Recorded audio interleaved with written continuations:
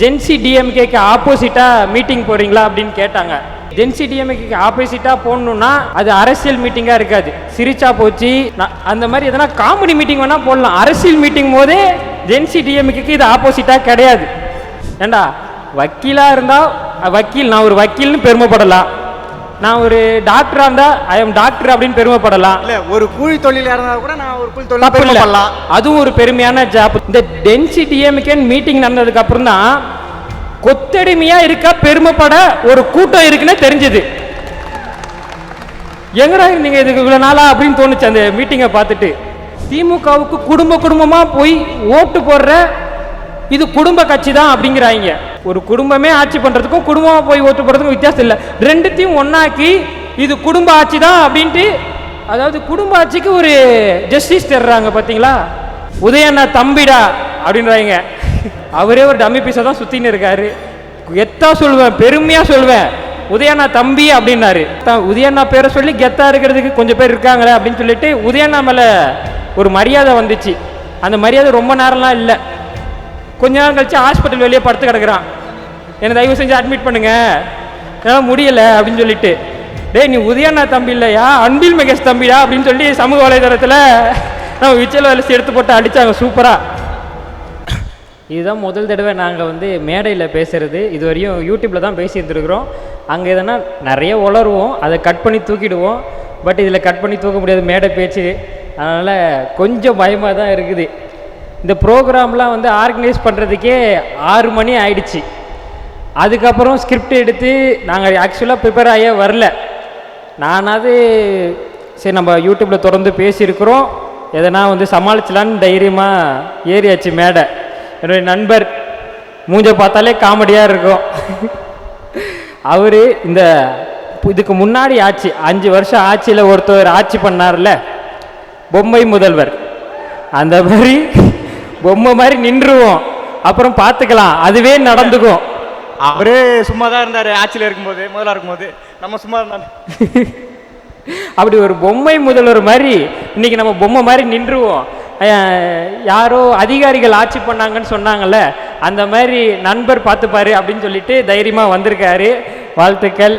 அப்புறம் முக்கியமான ஒரு விஷயம், அண்ணன் நாம் தமிழர் கட்சியை பேசும்போது வாய்ஸ் ஆஃப் லிங்கேஷ், டிஎம்கே கட்சியை பேசும்போது மட்டும் வைலன்ஸ் ஆஃப் லிங்கேஷாக மாறிடுவார். ஆனால் இப்போ மாறிடுச்சுண்ணே, 2 பேருக்கு நடுவில் தான் போட்டியே. ஒன்று டிஎம்கே, இன்னொன்று ஏடிஎம்கே.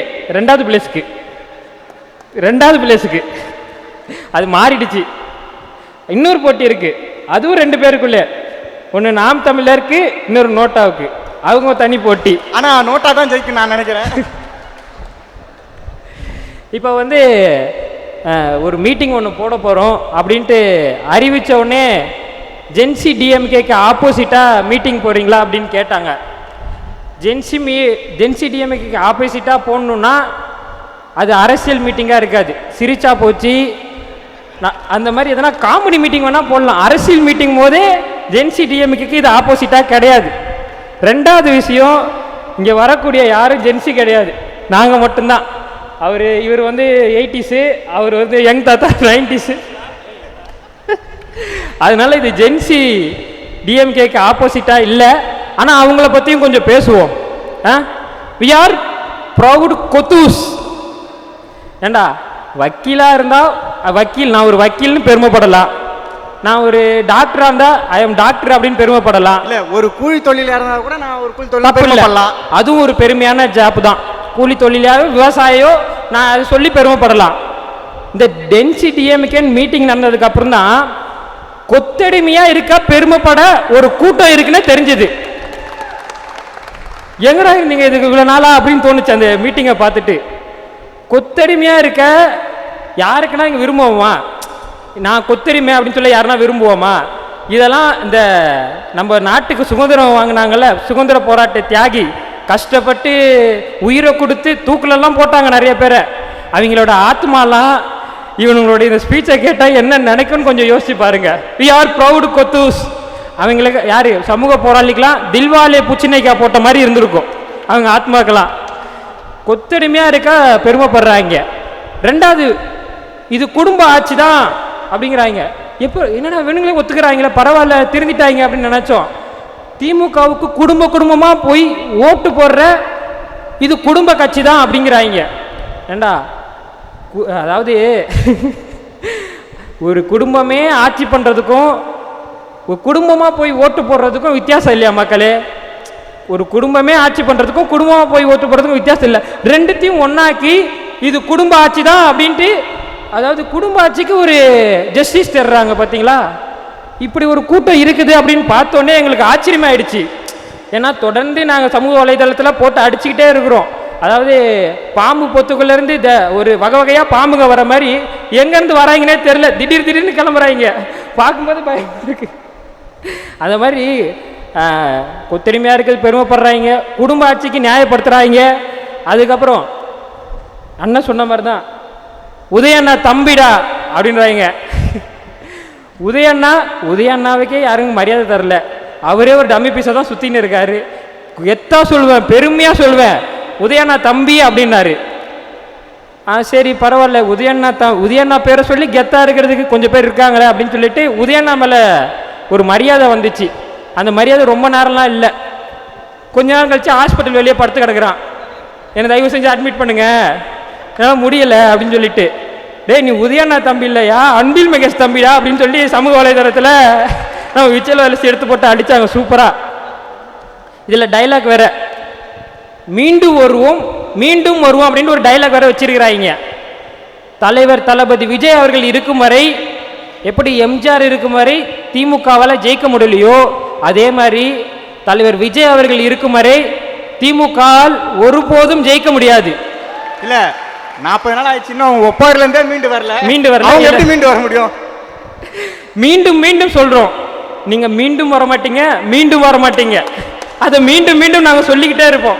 தினம் யூடியூப்ல நாங்கள் சொல்லிக்கிட்டே இருப்போம், மீண்டும் வர மாட்டீங்க. தளபதி விஜய் அவர்கள் இருக்கிற வரையும் வாய்ப்பில்லை ராஜா. அண்ணன் சீமான் அவர்கள் சொல்ற மாதிரி தான், சீமான் அண்ணனுக்கும் வாய்ப்பில்லை, அவங்க திமுகவுக்கும் வாய்ப்பில்லை. இப்போ சட்டம் ஒழுங்கு சரியில்லை அப்படின்னு சொல்லிட்டு ஜென்சி டிஎம்கே ஒரு போராட்டம் ஒன்று நடத்துகிறாங்க 2 நாளுக்கு முன்னாடி. பெண்களுக்கு, அதாவது குழந்தைகளுக்கு நான் என்ன இரும்புலியா ஜெட்டி தச்சு போட முடியும் அப்படின்னு சொல்லிட்டு ஜூலி அவர்கள் பேசினாங்க. பெண்களுக்கு பாலியல் வன்கொடுமை நடக்குது, அது கூடிய விரைவில் இரும்பு கரம் கொண்டு தலைவர் விஜய் அவர்கள் தடுப்பார். அதுக்கு தான் நம்ம ஓட்டு போட்டிருக்கிறோம். கூடிய விரைவில் சட்டம் ஒழுங்க கண்டிப்பாக 100% விஜய் அவர்கள் சரி செய்வார், மக்களுக்கு நம்பிக்கை இருக்குது. ஆனால் அந்த போராட்டம் நடத்தக்கூடிய அந்த ஜென்சி டிஎம்கே இருக்கக்கூடிய இளைஞர்களை பார்த்து கேட்குறேன், இந்த 5 வருஷமாக எந்த பாலியல் வன்கொடுமையும் நடக்கலையா? இந்த 5 வருஷமாக எந்த பெண்களுக்கும் வன்கொடுமை நடக்கலையா? எந்த கொலையும் நடக்கலையா? அப்போது இப்போ மட்டும் பேசுகிறீங்கன்னா அந்த பாலியல் வன்கொடுமைகளை வச்சு நீங்கள் ஒரு கேவலமான அரசியல் செய்கிறீங்க. பேசுகிற நீங்கள் திமுகவில் நடந்த பாலியல் வன்கொடுமைகளையும் பேசியிருக்கணும். தாவேக ஆட்சியில் நடக்கக்கூடிய பாலியல் வன்கொடுமையை கூடிய விரைவில் விஜய் அவர்கள் சரி செய்வாங்க அப்படின்னு சொல்லி பேசியிருக்கணும். என்ன நியாயம் இது? எனக்கு புரியல. ஒரு ஆட்சியில் பேசுகிறதும் இன்னொரு ஆட்சியில் பேசாமல் இருக்கிறதும் என்ன நியாயம்னு எங்களுக்கு தெரியல. நியாயமாக நடந்துக்கோங்க. அரசியல் பேசுகிறீங்கன்னா, அதுவும் குழந்தைங்களுக்காக பெண்களுக்காக பேசுகிறீங்கன்னா அது நியாயமாக பேசணும். இப்போ உதயநிதி அவர்களும் அதே தான் சொல்கிறார், சட்டம் ஒழுங்கு பிரச்சனை சரியில்லை, தாவேக அரசாங்கம் சீக்கிரமாக சரி செய்யணும் அப்படின்றாங்க. உதயநாதர்கிட்ட ஒரே ஒரு கேள்வி தான், சட்டம் ஒழுங்கு யார் ஆட்சியில் சரியில்லாமல் போச்சு? இப்போ சட்டம் ஒழுங்கு சரியில்லைன்னு சொல்கிறாங்கல்ல, கூடிய விரைவில் தலைவர் விஜய் அவர்கள் அதை சரி செய்வார், நமக்கு நம்பிக்கை இருக்குது. 100% சரி செய்வார். அதுக்கான எல்லா நடவடிக்கையும் எடுத்துருக்காரு. 717 மதுக்கடைகளை மூடுறாங்க, எல்லா இடத்துலையுமே கஞ்சா, மெத்தப்பட்டைன்னு, ட்ரக்ஸ் எல்லாத்தையுமே முடக்கிறாங்க. தொடர்ந்து ரவுந்து பண்ணிலே இருக்கிறாங்க. இதை மொத்தமாக ட்ரக்ஸை கட்டுப்படுத்தி பெண்களுக்கு பாதுகாப்பு கூடிய விரைவில் விஜய் அவர்கள் முழு பாதுகாப்பை கொடுப்பான்னு நம்பிக்கை இருக்குது. ஆனால் இந்த பெண்களுக்கு பாதுகாப்பு யாருடைய ஆட்சியில் கெட்டு போச்சு அது மட்டும் யோசிச்சு பார்க்கணும் மக்களே. அவங்க ஆட்சியில் தான் கெட்டு போச்சு. இப்போ அவங்களே சொல்கிறாங்க, ஏன் அவங்களால சரி பண்ண முடியல? அப்போ திரும்ப சட்டம் ஒழுங்கு பிரச்சனைன்னு அவங்களால முடியாத ஒன்றை விஜய் அவர்கள்கிட்ட கேட்குறாங்க பார்த்தீங்களா? அப்போது விஜய் அவர்கள் எப்படி ஜெயிச்சிருக்காருன்னு மட்டும் பாருங்கள். அதாவது உதயநிதி அண்ணன் சொல்கிறாரு, ஓட்டு போட்ட மக்களுக்கு சட்டமன்ற உறுப்பினர்கள் யாருன்னே தெரியாது அப்படிங்கிறாரு. இப்போது இந்த தொகுதியோடைய எம்பி 40 தொகுதியிலுமே திமுக தான் இருக்கிறாங்க. இந்த தொகுதியோட எம்பியை வெளியே போகும்போது கேட்டு பாருங்கள், இந்த ஏரியாவில் யாருக்குன்னா தெரியுமா அப்படின்ட்டு. இந்த தொகுதியோட எம்பி தமிழ்ச்சி தங்கப்பாண்டியன் அப்படி அவங்க தான் எம்பியாக இருக்கிறாங்க. வெளியே போகும்போது இந்த தொகுதியுடைய எம்பி யாருன்னு கேட்டு பாருங்கள், யாருக்குமே தெரியாது. ஆனால் எந்த தொகுதியில் போய் தாவேகா ஆட்சியில் தாவேகா சட்டமன்ற உறுப்பினர்கள் இருக்கக்கூடிய எந்த தொகுதியில் போய் கேட்டாலும் அவங்களுடைய பேரை கரெக்டாக எல்லா மக்களும் சொல்லுவாங்க. தொடர்ந்து சமூக வலைதளத்தில் அவங்க செய்யக்கூடிய எல்லா பணிகளையும் அவங்க போட்டுக்கிட்டே இருக்கிறாங்க, தினம் தினம் போடுறாங்க. நான் இந்த பணியை செஞ்சுருக்கிறேன் அப்படின்னு சொல்லிட்டு மக்களுக்கு தெரிவிக்கிறாங்க. உடனே இது ரீல்ஸ் ஆச்சியா. இவ்வளோ நாளாக யார் என்ன பண்ணானே தெரியாமல் இருந்தது. இந்த 40 எம்பிகளும் அந்த எம்பியோட அந்த எம்பி தொகுதியில் போய் கேட்டு பாருங்கள், யாருக்குமே தெரியாது. இவர் சொல்கிறாரு இப்படி நம்ம மேலே தொடர்ந்து பல குறைகளை சொல்லிக்கிட்டே இருக்கிறாங்க. அதாவது ரோடு சரியில்லை தாவேக்கா தான் காரணம்னு சொன்னால் பார்த்துக்கலாம். இல்லை எதனா அசம்பாவிதம் நடந்துடுச்சு தாவேக்கா ஆட்சின்னு தான் சரி ஒத்துக்கலாம். கரு கலைஞ்சா கூட தாவேக்கா ஆட்சி தான் காரணம்னு சொல்கிறாங்க. யாருக்குன்னா அபார்ஷன் ஆயிடுச்சுன்னா அதுக்கும் இதே தான் காரணன்றாங்க. இதெல்லாம் குறை சொல்லணும்னு சொல்கிறாங்க. ஆனால் தளபதி அவர்கள் என்னென்ன நல்ல சட்டம் செய்கிறாங்க அப்படின்னு சொல்லிட்டு பேசுகிறதுக்கு எங்களை மாதிரி இளைஞர்கள் பல கோடி பேர் விர்ச்சுவலாக ஆன்லைனில் இருக்கிறோம். நாங்கள் எல்லாத்தையும் எடுத்து தெளிவாக இவர் என்னென்ன நல்லது செய்கிறாரு அப்படின்னு சொல்லிட்டு தொடர்ந்து பேசிக்கிட்டே இருப்போம்.